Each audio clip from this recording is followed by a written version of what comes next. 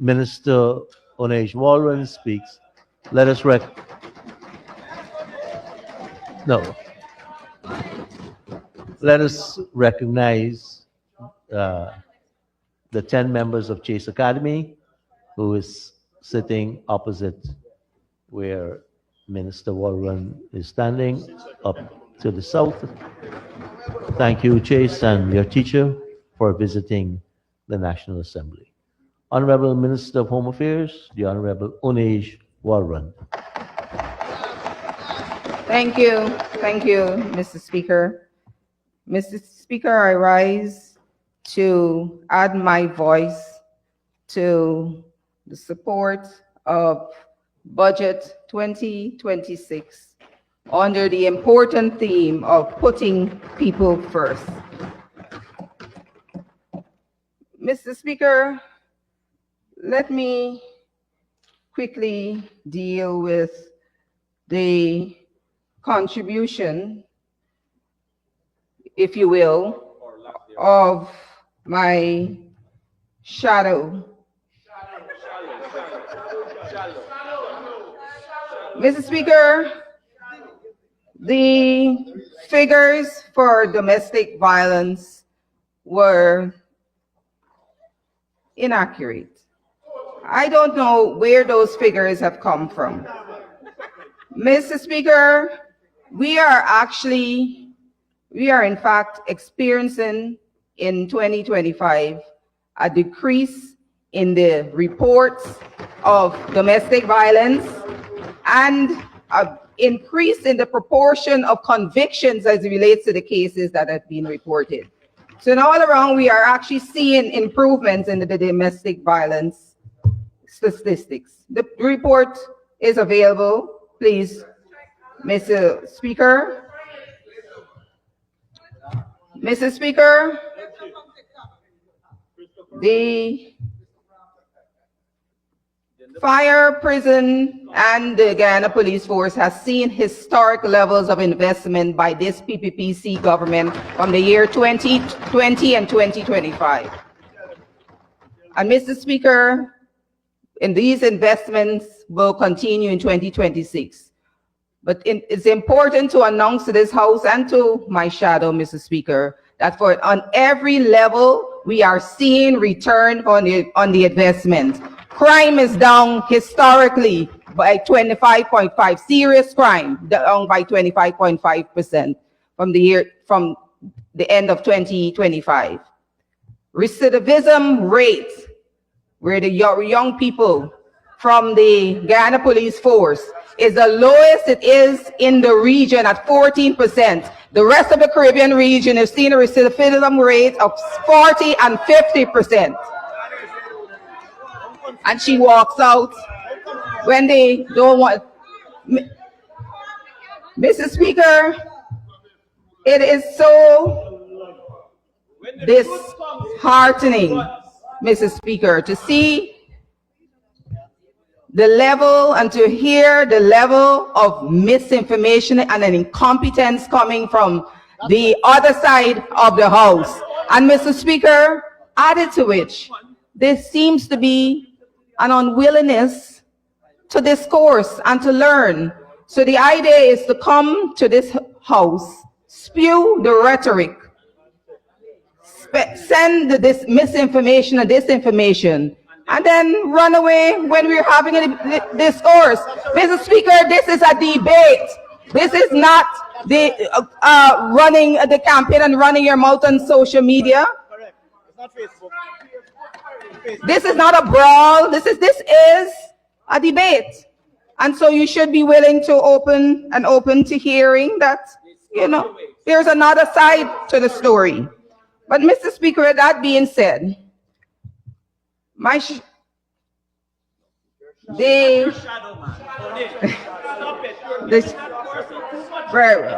very well, I'm guided. All right, Mr. Speaker, the honorable member has also raised the issue of. All right, Mr. Speaker, I will pivot a bit to speak to this as we're speaking about competence and building up we are in the serious business of building this nation. And Mr. Speaker,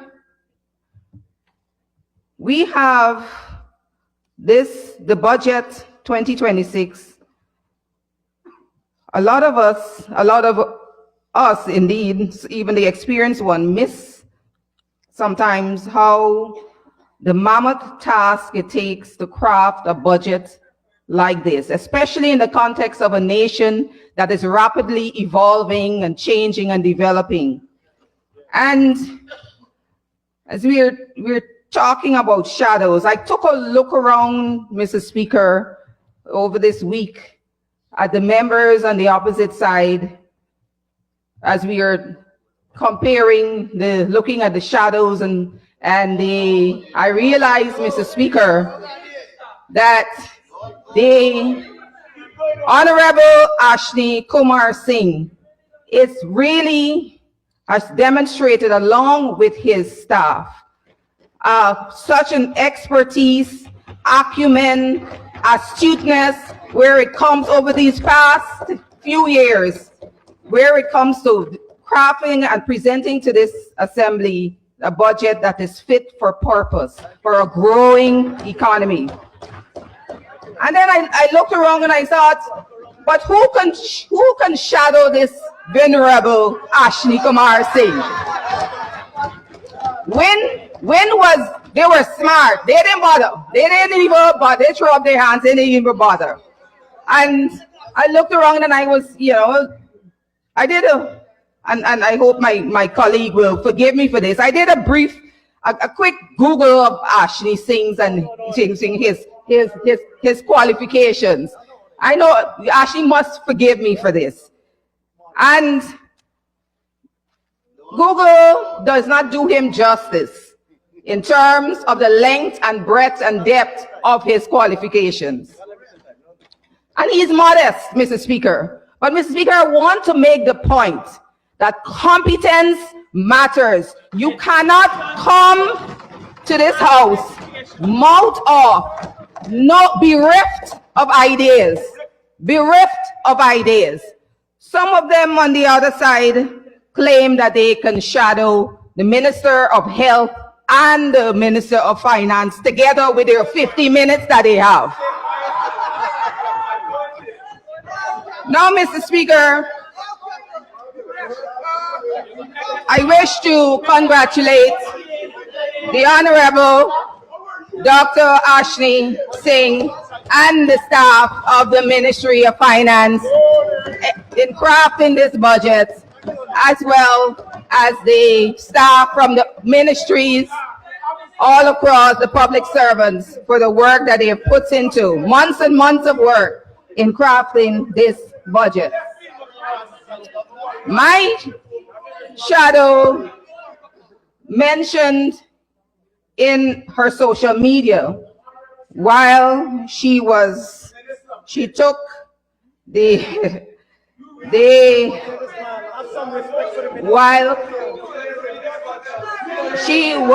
opportunity to criticize the capital projects.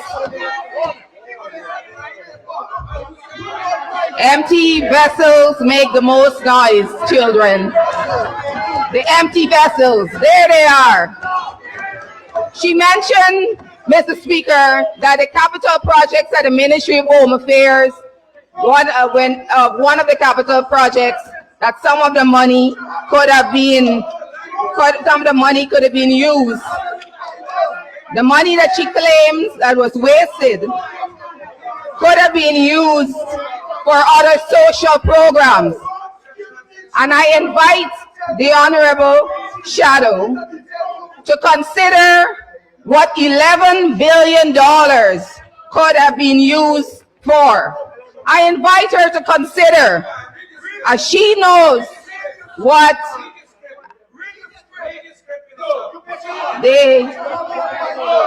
she was quite poised to know what the monies that Ministry of Home Affairs she claims had not been able, have been put to waste.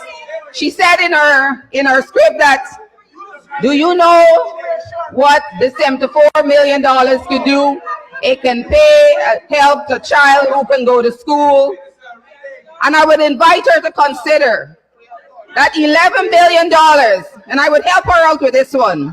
$11 billion could build about 4,004 homes.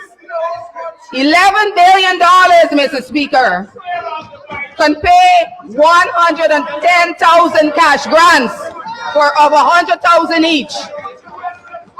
$11 billion, Mr. Speaker, can pay 1,000 workers a minimum wage for 9 years.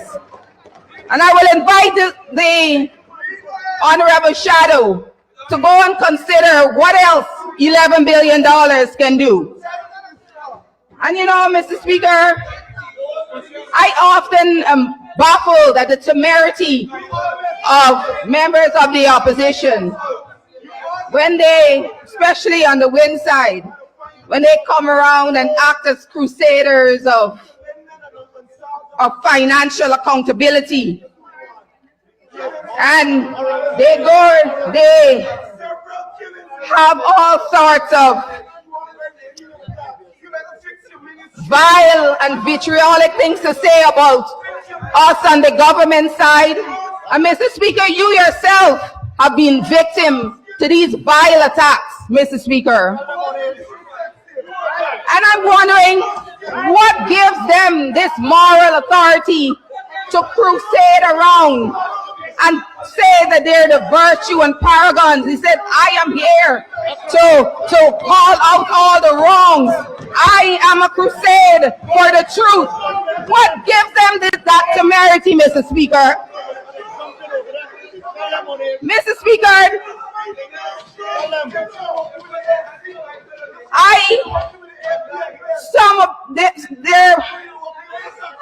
I hold before me, Mr. Speaker, an indictment, a grand jury. Honorable members, Mr. Jordan, Mr. Campbell, please.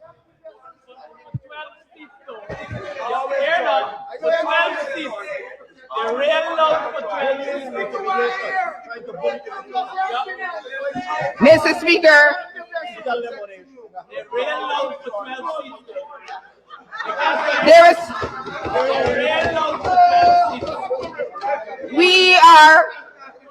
it's in the public domain, Mr. Speaker, that are the members on the other side, Mr. Speaker,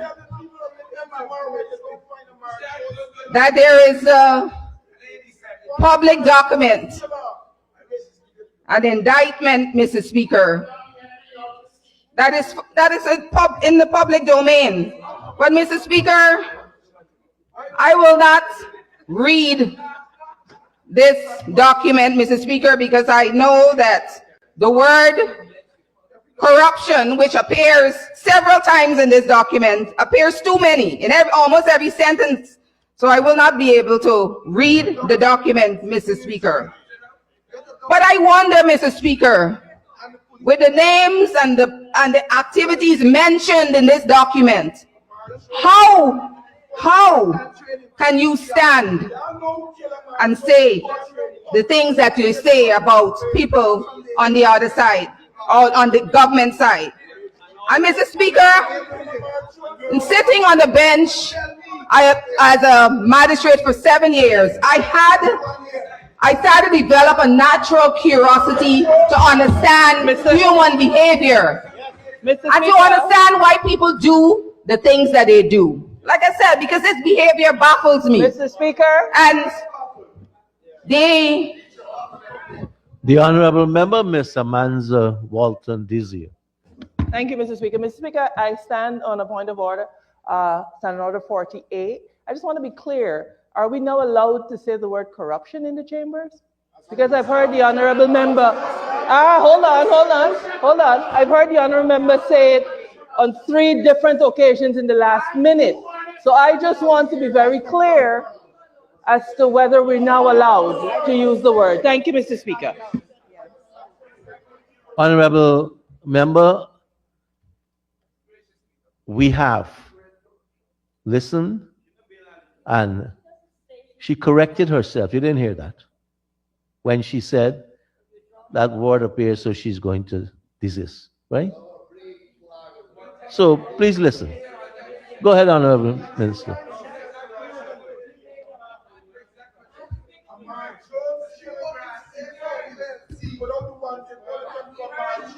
Mr. Speaker, as I was saying, I developed a natural curiosity, Mr. Speaker, in my time on the bench, as to understand human behavior and why is it that people are motivated to do the things that they do.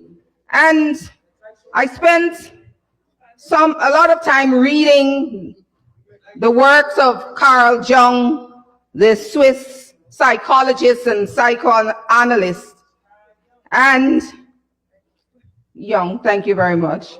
Wait, that's Queen Turkia. The You pronunciation. that is okay. I stand corrected. Turkia. It is spelled Jung. That's the spelling of the name. Lecturing us on pronunciation again. But he describes, Mr. Speaker, the mechanism, the individual that an individual deploys, that is projected, that is called projecting of traits that you most abhor in yourself onto other people. He coins this phrase, Mr. Speaker, as shadow, ironically, shadow projection. The shadow being the dark things in yourself that you can't confront, and so you want to project it. You project it onto the other person and criticize them for it. Criticize them for it. Mr. Speaker, it's a defense mechanism that individuals deploy unconsciously because they have to attribute their own thoughts and feelings and bad behavior onto the other person to avoid dealing with the shame and the discomfort and insecurity that these thoughts come. We don't allow that word either. Oh, to avoid, I apologize, to avoid dealing with the discomfort and insecurity that these feelings bring. So, Mr. Speaker, one might perhaps understand why segments of the opposition say the things that they do. Mr. Speaker, why it is that they decide that they have to denigrate the rest of us on the government side.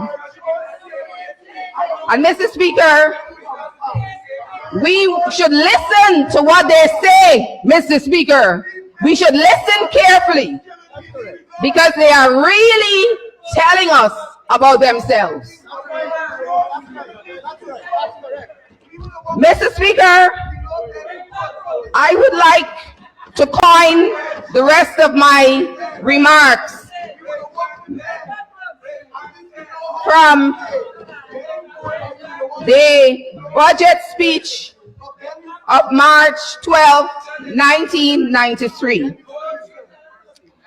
Mr. Speaker, and I do this, yes, Mr. Speaker, because Honorable Minister, I see the Honorable Member, Ms. Amanza Walton Desir, who puts herself up on a pedestal, always, and the Honorable Member, Mr. Jordan, who last night I had to say a few words to, are now treading on a particular standing order. Go ahead, Honorable Minister.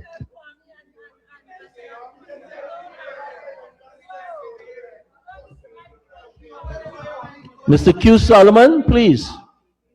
Mrs. Honorable Member, Mr. Prasad. Honorable Member, Mr. Prasad. Please. Sorry. Mr. Speaker. Mr. Jordan, Mr. Ventura, I suggest that you take a little while before you return. Please.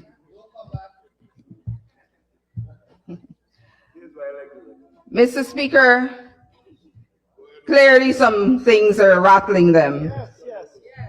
Mr. Speaker, I would like to kind of my remarks for these next few minutes within the context of a little sojourn in history. Because, Mr. Speaker, we've been finding Mr. Speaker. that there has been a deliberate, Honorable Minister, Honorable Mr. Campbell on his feet. Microphone. Mike. Mr. Speaker, I know you spoke to this before, but I am forced to stand on Standing Order 38, subsection 6, that a member, especially a member of 6 years, almost 6 years in this House, continues to read her speech without the leave of the Speaker, sir. Sorry, it is ridiculous. Honorable Member Mr. Campbell, clearly you have a vantage point that I don't have. Honorable Minister, please continue. Mr. Speaker, just for the record, I have nothing written. I'm making reference to all of my notes. There's no speech written here, Mr. Speaker. On a Friday. Here. But that's the substance with which we have to deal with in this House, Mr. Speaker. We're in this government side in the business of building a nation, serious business. And this is the intervention he makes in the middle of my intervention. This is On Friday. our shadow Minister of Finance, 15 minutes allotted. He wanted a speaking slot on Friday. Oh, and by the way, he designated, Mr. Speaker, himself the shadow because it was the opposition, the main opposition, that has that liberty to designate a shadow minister. But he has prescribed on himself the shadow minister of finance, He wanted a speaking slot on Friday. and gets up to make, yes, that intervention. So, Mr. Speaker, as I Mr. move Speaker. on, it is. Honorable Member Mr. Campbell. The honorable member has just made an accusation that I at some point designated myself Shadow Minister of Finance. In the same way, Mr. Speaker, and I've sent you a video today where I was quoted wrongly yesterday. In the same way, I remember saying yesterday, I will uphold that intervention. Don't impute, because I don't know that the Honorable Minister appointed himself shadow. Right? Yes. Mr. Speaker, I heard him say that I am the shadow minister. I am shadowing the Ministry of Finance. I heard, and health, We Mr. will- Speaker. we will- I did not make that up, Mr. Speaker. Minister, Honorable Minister, we will check back the notes. Thank you, Right, Mr. we Speaker. will. Thank Okay. you. But that's the same thing he said he is shadowing.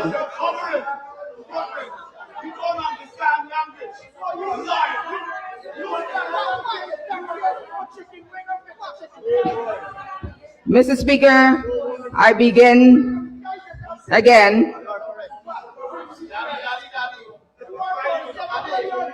Once again, Mr. Speaker, we find that on the other side, they continue to be strangers to the truth in many instances. And the characterization of our history, Mr. Speaker, and where we have come from have often been misrepresented in this House over these last 5 days. And Mr. Speaker, it is in that context that I beg your leave, Mr. Speaker, to use the budget speech of March 12, 1993, to give a brief history lesson of where we've come from, especially for the young people, Mr. Speaker. Because as the saying goes, those who do not remember their history are doomed to repeat it. And Mr. Speaker, I go on to read this budget speech. It begins in September 1990, when general elections were called. All the opposition parties rejected the call demanding that procedures to make the elections free, fair, and transparent were effected before such elections took place. The heroic struggle of our people, supported by the efforts of the Carter Center, United Nations Development Program, other agencies, and friendly government, culminated in the change of government. We are grateful to the international community for the process of making free and fair elections a reality. This achievement resulted in the installation of the PPP civic government, which takes pride in declaring itself as a government of the people, by the people, and for the people. Mr. Speaker, this budget presentation is indeed a most significant event in that it is our first budget. This is the context that I want the nation and this House to hear. This is our first budget after being kept out of office for 28 years. The last time this party stood before the House to present a budget was December 31st, 1963. And it is no secret that over that period, not only did our economy stagnate and living standards deteriorated rapidly, but Guyana became the poorest country in the Western Hemisphere. And also, our young democracy and democratic institutions were sacrificed on the altar of paramountcy of the PNC.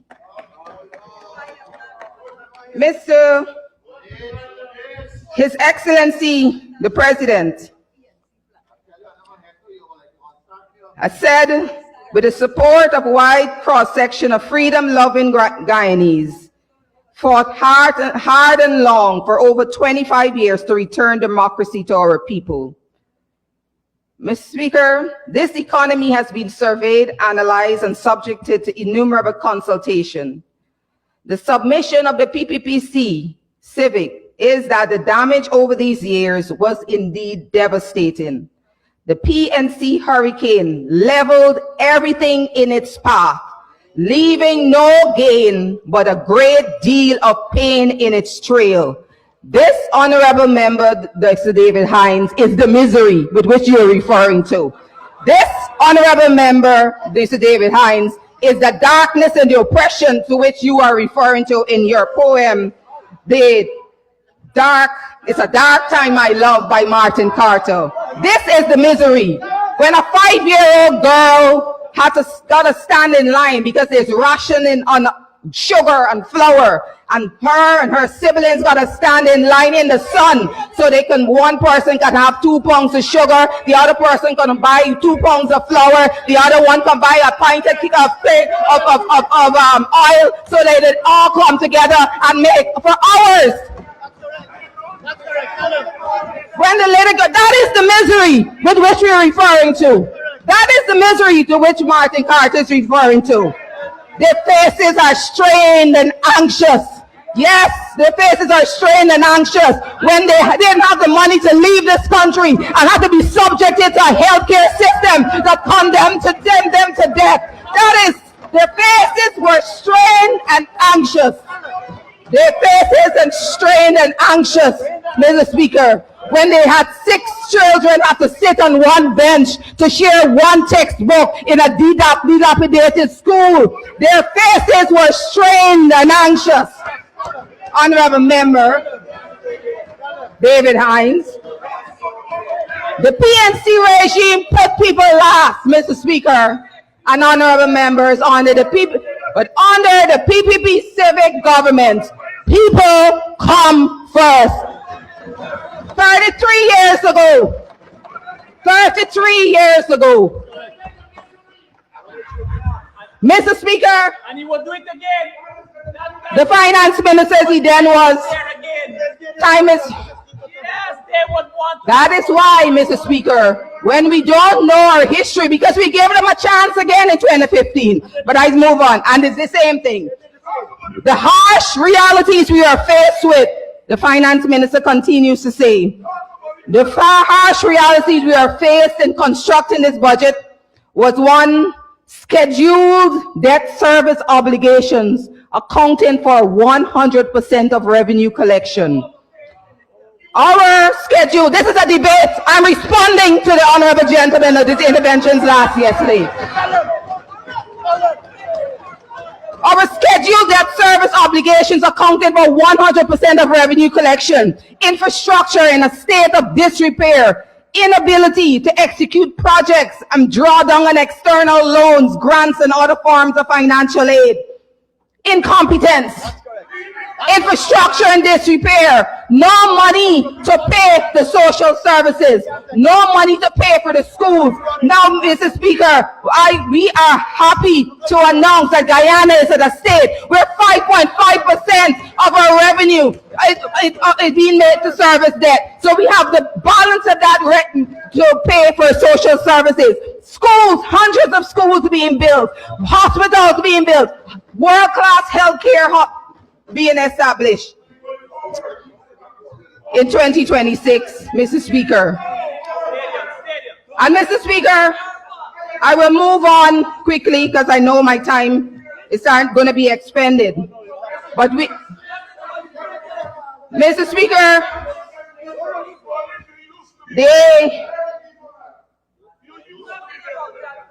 the compounding of harsh realities going on, Mr. Speaker, on the compounding of the harsh realities have been the wild, inflammatory charges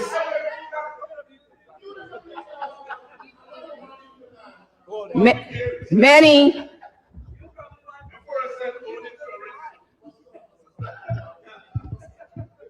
compounding all the harsh realities have been the wild, inflammatory charges of ethnic discrimination, which the PNC and its leaders, to no avail, have consistently tried to corrode the legitimacy of the new government.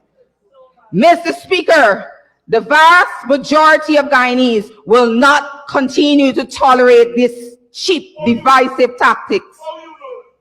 In recent times, because you've been relegated to 12 seats from 31. That's how we know that they're not going to continue with.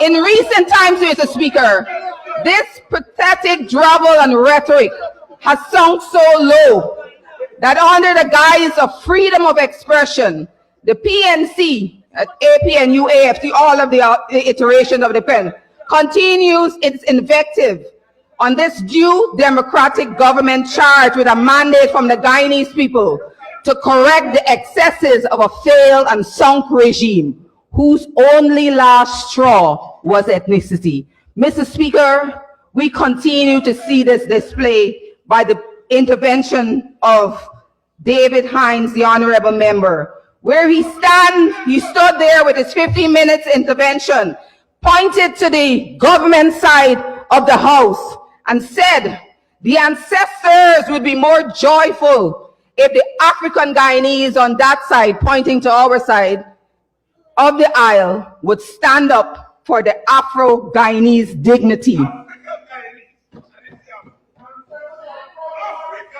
Mr. Speaker, if we would stand up for the African Guyanese dignity, Mr. Speaker, he also used his last couple minutes to further the divisive rhetoric of who gets more and who don't get more. The hate, the division, Mr. Speaker, people are not going to tolerate it anymore.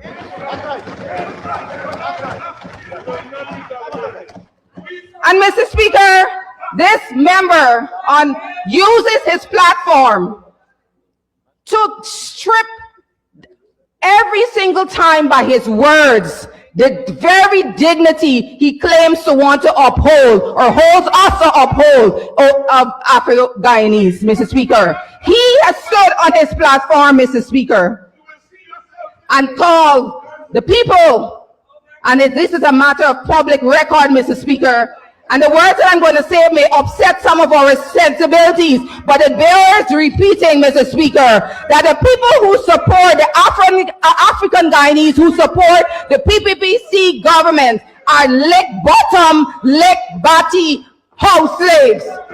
Mr. Speaker, I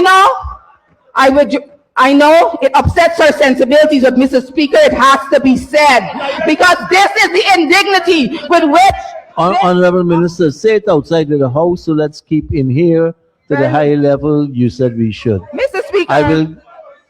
I am authorized to give you 5 minutes to conclude. It starts now. Mr. Speaker. Mr. Speaker, this government, Mr. Speaker, is about the true empowerment, and true empowerment is not dependency. It is access, it is inclusion, it is providing an environment for the talents and ambitions of our people, our young people, that they can rise. That is how dignity is built, Mr. Speaker. The dignity we promote is dignity of work. Thousands of jobs being provided. The dignity in education being provided. Dignity in enterprise. The development bank, opportunities that are available. The dignity in owning homes. That is where the dignity is, Mr. Speaker. That as a nation, we can rise together. Together, Mr. Speaker. Guyana is for all Guyanese, and this government will remain firm in its resolve to ensure that people of all cultures and ethnic groups participate in and enjoy the fruits of this beautiful country. Mr. Speaker, I will speak very quickly, Mr. Speaker, on crime, with which I have responsibility for, to say, Mr. Speaker, and reinforce that crime is on the decline, Mr. Speaker.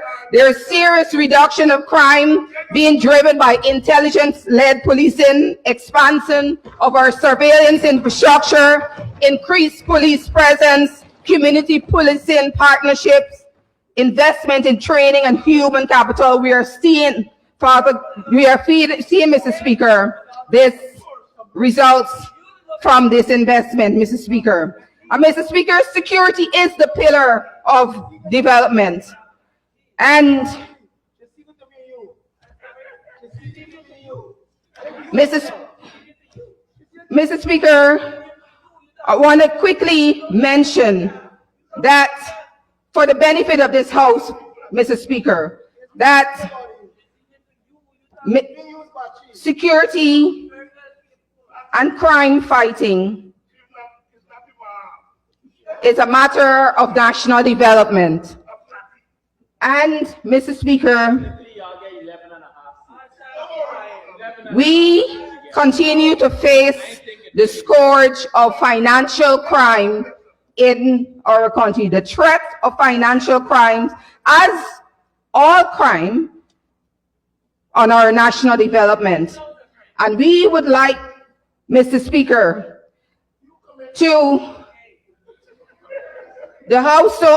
I would like the House to understand, Mr. Speaker, that if Guyana weakens on its anti-money laundering enforcement, and our anti-money laundering regime, Mr. Speaker, as we speak of financial crimes, undergirds our national development, undergirds our financial sector. And if we have a weak anti-money laundering enforcement, correspondent banking relationships suffer, international financial transactions become harder, investors face a higher compliance risk, and the entire economy pays a price. And every person, Mr. Speaker, must ensure that funds, assets, and benefits that they receive can withstand legal scrutiny.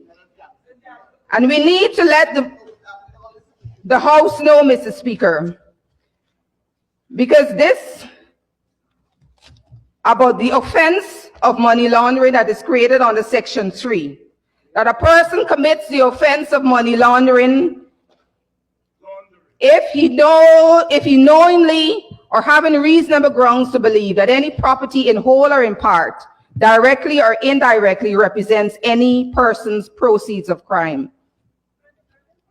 If the person converts or transfers property knowing or having reason to believe that the property is the proceeds of crime, conceals or disguises the true nature, origin, location, disposition, movement, or ownership of that property, knowing or having reason to believe that the property is the proceeds of crime, acquires, possesses, or uses that property, knowing or having reasonable grounds to believe that is derived directly or indirectly from the proceeds of crime. It assists any person who is involved in the commission of an offense in paragraphs A, B, and C to evade the legal consequences of his actions, participates in, associates with, or commit or aids and abets, counsels or procures or facilitates the commission of any of the above acts. And the act goes on to describe what proceeds of the crime means.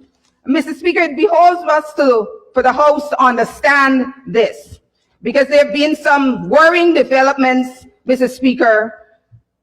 The proceeds of a crime means any property derived or realized directly or indirectly from a serious offense, and includes on a proportional basis property into which any property derived or realized directly from the offense was later converted, transformed, or intermingled, as well as income, capital, or other economic gains derived or realized from such property at any time since the offense, and indirect proceeds of the crime, including income, profits, or other benefits from the proceeds of the crime and property held by any other person, assets of every kind. What this regime, this AML regime, and this legal framework provides, Mr. Speaker, that if I go out and rob a store, take the money home to my father, and he takes his pension money that he was saving up, and we put it together. That is the commingling with which you're talking about. And we go and we buy a property together.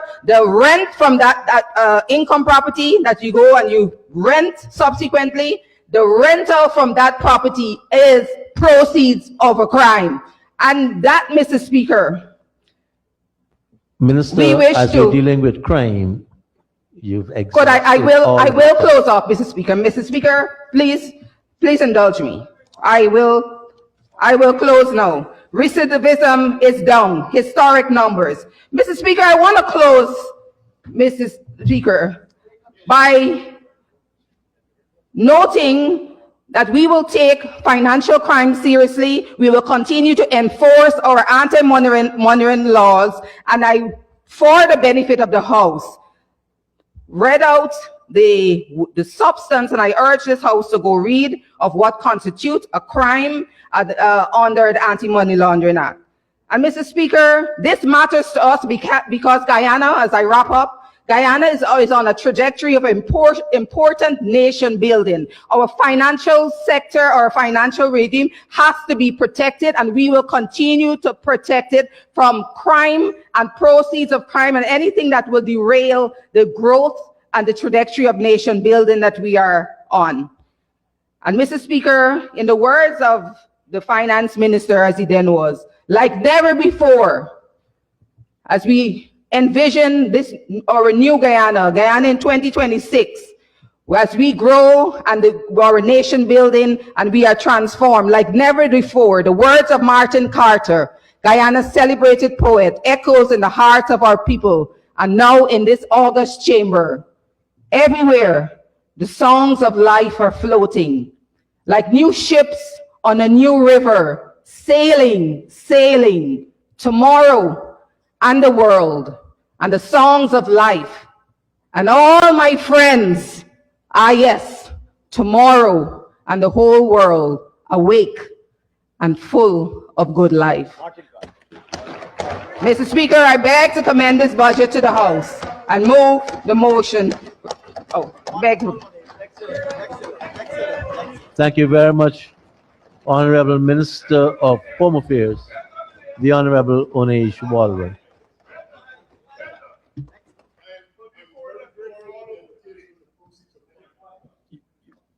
The Honorable